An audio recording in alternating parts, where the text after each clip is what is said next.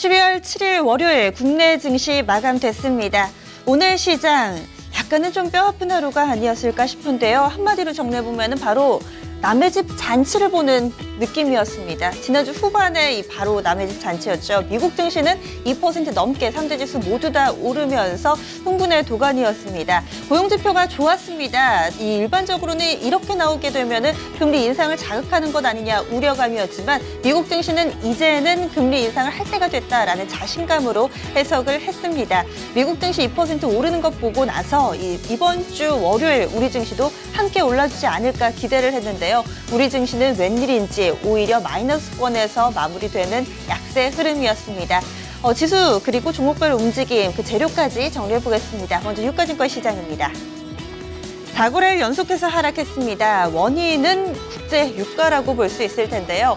일단은 미국 쪽에서는 이 여러 가지 이슈들이 맞물리면서 지수 상승을 이끌었지만 오펙 쪽에서 감산 합의에 실패하고 그리고 국제유가 WTI가 배럴당 40달러 이하에서 마무리되면서 국내에서는 오일머니를 기준으로 한 이런 외국인 매도 물량이 계속해서 출회됐습니다. 지수는 하방 압력을 받았는데요. 외국인이 사라진 우리 증시는 썰렁하기 그지없었습니다. 먼저 유가증권 시장입니다. 코스피 전거래일 대비 0.54%의 하락이었습니다. 1970선 이탈 나왔고요. 후반에 낙폭을 조금 더 빠르게 키우면서 1963.67포인트의 종가 만들었습니다. 거의 장중 저점 부분의 종가 마감인데요. 그럼 하루 동안의 흐름도 보겠습니다. 일단 출발은 좋았습니다. 갭상승으로 출발하면서 전일 종가 대비로 약 13포인트가량 급등 출발됐습니다. 하지만 상승폭을 서서히 반납하고 장중에 하락 전환했고요. 2시 구간대는 조금 더 한 차례 충격을 흡수하면서 저점을 낮췄습니다. 이렇게 되면서 오늘 1970선 이탈, 1960선대 초반에서 마무리 지었습니다. 전강 후 약이었고요. 수급도 좋지가 못했습니다. 오늘 외국인의 매도 물량은 1,500억 원에 육박했고요. 기관 쪽에서도 471억 원 팔았습니다. 개인 쪽에서는 700억 원 미만의 제한적인 매수만을 나타냈습니다. 이어서 업종별 동향도 보겠습니다. 오늘 하락 업종이 조금 더 많았습니다. 이런 가운데서 지금 주체별로 좀 특징을 잡아보자면 외국인은 IT를 팔았고요. 기관은 건설주들에 대한 매도가 집중됐습니다. 하락 업종 확인해 보시죠.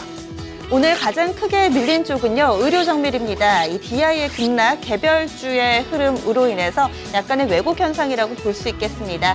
3%대 하락이었고요. 건설주들은 전반적으로 흐름 좋지 못했습니다. 2.56%의 하락, 잠실 종목으로 조금 더 자세하게 보겠습니다. 이어서 기계와 섬유, 의복, 비금속, 광물까지 1%대의 고른 약세 흐름이었고요.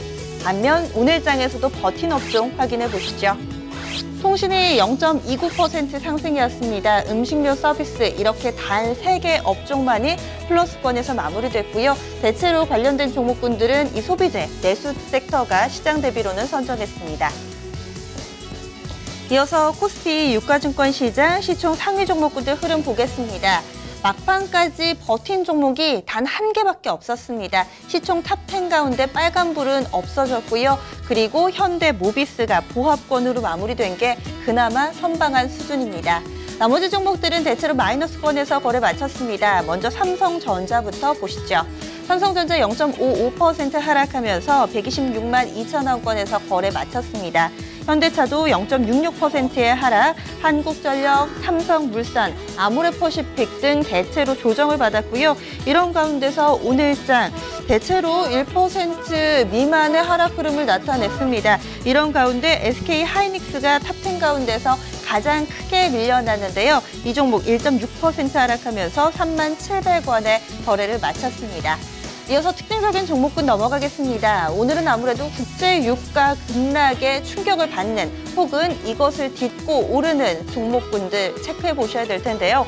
국제유가 특히 WTI 기준으로 봤을 때 40달러를 이탈했습니다. 지난주 후반에 오펙 쪽에서 회의가 있었습니다. 역사상 오펙 회의 가운데서 가장 의견이 분분했다라는 평가도 나왔었는데요. 감산 합의에 실패하면서 WTI 2.7% 급락했고요. 39.97달러에 거래를 마쳤습니다. 이렇게 되면서 오늘장 대표적으로 건설과 조선이 직격탄을 받았는데요. 건설 쪽에서도 특히나 중동 쪽의 플랜트 사업을 크게 벌이고 있는 업체들 낙폭이 깊었습니다. 대표적으로 대림산업이 있는데요. 4%대 조정받았고요. 현대건설과 대우건설, GS건설도 1에서 2%대 조정 양상이었습니다. 조선주들도 비슷했습니다. 현대미포조선이 6.68%나 하락했고 삼성중공업, 한진중공업도 부진했습니다. 최근에 현대 오일뱅크 상장 계획하고 있다는 소식이 나오고 나서 현대중공업은 조선주들 내에서 조금은 다른 움직임 보여주고 있습니다. 이런 가운데 정유주들은 조금 달랐습니다. 국제유가가 하락함에도 불구하고 스프레드는 견조하게 유지된다라는 평가가 주를 이루고 있는데요. 이에 따라서 마이너스 출발했지만 상승 전환한 종목이 대부분이었습니다. 이 정유주 삼총사 가운데서는 S오일이 가장 탄력 좋았습니다. 2.42% 상승했고요. GS도 0.7% 상승하며 선전했지만 SK이노베이션은 약보합권에서 거래 마쳤습니다. 이어서 오늘 장에서 특징적인 섹터 소비재입니다. 아무래도 지수가 좀 조정을 받다 보니 경기 방어적 성격의 종목군들이 조금 더 낮습니다. CJ그룹이 대표적이었습니다. CJ, 지주사 CJ가 4%대 상승, CJ, CGV, ENM 모두 다 좋았고요. 한화도 3%가량의 상승이었습니다. 음식료 쪽도 양호했는데요. 롯데제과와 오리온, 오뚜기 같은 종목들 흐름 좋았고요. 삼성카드와 SK네트워크도 오랜만에 시장에 관심을 받았습니다. 코스닥 넘어가겠습니다. 오늘 코스닥 지수도 전강 후 약이었습니다. 후반에 힘이 빠지면서 마이너스로 마무리 지어야 했는데요. 종가 확인해 보시죠. 코스닥 지수 0.35% 하락입니다. 683.34포인트의 거래를 마쳤고요. 코스닥 지수는 지난주 금요일에 이어서 이거래 연속 하락 마무리입니다. 이어서 하루 동안의 흐름입니다.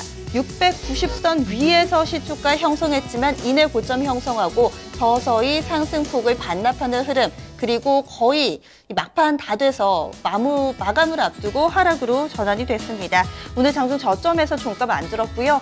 이어서 수급도 확인해 보시죠. 외국인은 오후장 들어서면서 매수 포지션으로 좀 바꾸는 모습이었는데요. 반면에 기관 쪽에서 매물이 지수를 내리눌렀습니다. 오늘 장에서 외국인 같은 경우는 좀 제한적인 매수 우위를 보여줬는데요. 60억 원 매수했습니다. 기관 쪽에서는 44억 원 팔았고요. 개인 쪽에서는 34억 원의 제한적인 매수 우위만을 나타냈습니다.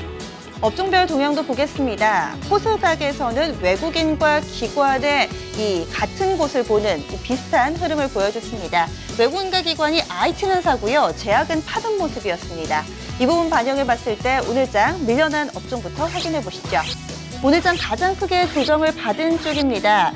지금 오늘 확인을 해보시면은요, 바로 제약 섹터가 2%대 하락하면서 가장 크게 조정받았고요. 건설, 종이목재, 화학, 기타 서비스 순으로 1%대의 약세 보여줬습니다. 반면에 잘 버틴 쪽은요, 이 콘텐츠, 미디어 쪽이 좋았습니다.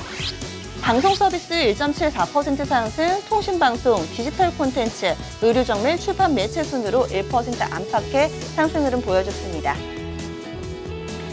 코스닥 시가총액 상위 종목군들 흐름도 보겠습니다. 혼조 양상을 띄었습니다. 유가증권 시장보다는 조금 상황이 나았는데요. 하지만 종목별로 희비가 상당히 좀 크게 엇갈렸습니다. 상승 종목 보시면은 CJ ENM이 가장 탄력 좋았고요. 메디톡스 로엔도 제한적인 상승 흐름이었습니다. 하락 종목 가운데서는 셀트리온이나 바이로메드, 코미팜과 같이 제약 바이오 섹터 쪽으로 좀 매도 물량이 집중됐고요. 앞서서 업종에서 보신 것처럼 외국인과 기관이 오늘 코스닥 내에서는 이 제약주들을 상당히 많이 팔았습니다. 시총 탑10 가운데서도 그런 흐름이 고스란히 나타나고 있고요. 이어서 특징적인 종목군 넘어가 보시죠. 오늘장 테마 3가지 키워드입니다. 바로 중국, 콘텐츠, IT인데요. 중국과 관련해서는 연일 상한가를 기록하는 개별주들이 쏟아지고 있습니다. 종목명으로만 간략하게 정리해보겠습니다. 서준 오토모티브, 넥솔론, 태양기전, 룽투코리아 모두 다 중국발 모멘텀 보유하고 있는 상한가 종목이고요. 에코플라스틱은 이제 상한가 행렬에서는 조금은 떨어져 나가는 모습입니다. 오늘장 10%대 조정받았고 넥스트비티는 13%대 상승으로 마무리 지었습니다. 이어서 콘텐츠 살펴보시죠. 2시 구간대는 게임주들만 체크를 해봤는데요. 게임뿐만 아니라 콘텐츠, 미디어까지 전반적으로 관련된 종목군들 흐름 좋았습니다. 게임 관련해서는 한중 FTA에서 이 게임 저작권을 좀 더 포괄적으로 인정해준다라는 내용이 게임주 전반에 좀 투자 심리를 끌어올리는 모습입니다. 게임 비리 9%대 상승, 컴투스도 5%가량, 드래곤플라이, 위메이드, M게임, 쭉 보시면은 게임주들은 대체로 플러스권이었고요. 이어서 콘텐츠 쪽 보시면 SMCNC가 가장 급등했습니다. 10%에 육박하는 상승이었는데요. 지난 4일 중국 충칭의 한 포럼에 SM 엔터테인먼트 이수만 회장이 참석해서 기조연설을 펼쳤습니다. 이 자리에서는 한중 간의 콘텐츠 협력, 현재 계획하고 있다, 진행을 하고 있다라는 내용이 나오면서 기대감을 끌어올렸습니다. CJ ENM도 함께 좀 오르는 모습이었고요. 그리고 JYP, 판타지오, 초록뱀까지 1에서 3%대 오름폭을 보여줬습니다. 마지막 키워드입니다. IT 관련된 종목군들은 최근에 수급이 상당히 좋습니다. 이번에는 애플 쪽에서 OLED 채택이 거의 확실시 되고 있는 분위기인데요. 이에 따라서 종목군들 흐름 좋습니다. FR텍 상한가, AST제텍 12%대 급등, 플렉스컴이나 MC넥스 등 이 두 자릿수 상승 탄력을 보여준 종목들이 상당히 많았습니다. 이어서 선물시장 넘어가겠습니다. 오늘 선물 12월물 후반에 낙폭이 조금 더 커졌는데요. 지수 확인해 보시죠. 오늘 240선 겨우 턱걸이했습니다. 전거래를 대비했을 때 좀 0.21% 조정받은 수준이고요. 241.20포인트 부근 지나가고 있습니다. 마지막으로 수급 보겠습니다. 오늘장 외국인은 선물 쪽에서 810계약의 매도 우위였고요. 기관도 200계약가량 팔았습니다. 개인은 800계약 가까운 매수 우위를 나타냈습니다.